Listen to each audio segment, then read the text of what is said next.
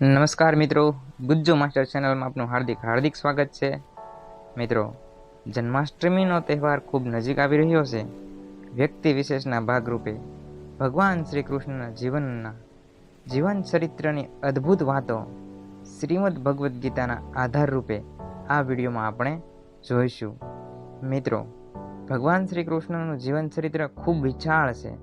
તેને સમજવું ખૂબ અઘરું છે, પરંતુ શ્રીમદ ભગવદ્ ગીતાનો આધાર લઈ શ્રી કૃષ્ણ ભગવાનની નીતિઓ જે આપણા જીવનમાં ખૂબ જ ઉપયોગી સાબિત થાય છે, તેના અમુક અંશો આપણે ગુજ્જુ માસ્ટર એટલે જ્ઞાનનો ખજાનો એવી આપણી ચેનલમાં રજૂ કરીએ છીએ.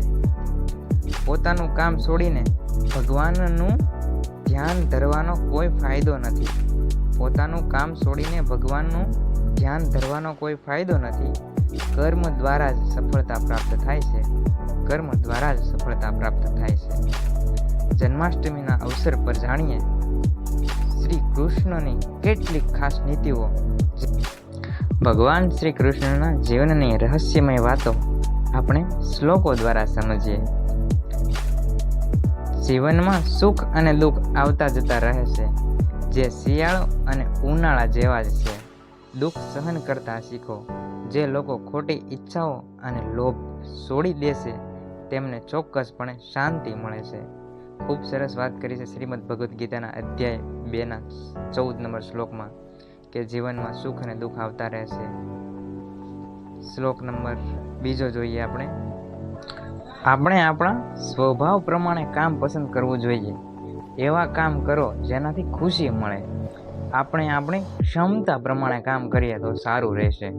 અત્યારે આપણી પાસે જે કાર્ય છે એ પૂર્ણ કરવાનો પ્રયાસ કરવો જોઈએ.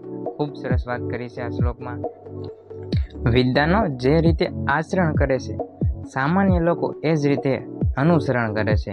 એટલા માટે વિદ્વાનોએ હંમેશા સારા કાર્યો કરવા જોઈએ. પહેલાંના સમયથી જ વિદ્વાનો પાસે વધારે પડતું જ્ઞાન હોય છે, તેથી તે ધાર્મિક વિધિ કર્મકાંડો કરાવતા હોય છે. એથી આ શ્લોકમાં વિદ્વાનો પર ભાર આપવામાં આવ્યો છે કે વિદ્વાનોએ સારા કાર્યો કરવા જોઈએ, જેનું અનુસરણ નાના લોકો, સામાન્ય લોકો કરતા હોય છે. ખૂબ સરસ. પછીના શ્લોક જોઈએ આપણે. જે વ્યક્તિ યોગ્ય માત્રામાં ખોરાક લેશે, યોગ્ય સમયે ઊંઘ લેશે, જેની જીવનશૈલી વ્યવસ્થિત હોય છે, જે અનુશાસનમાં રહે છે, તે હંમેશા સ્વસ્થ રહે છે.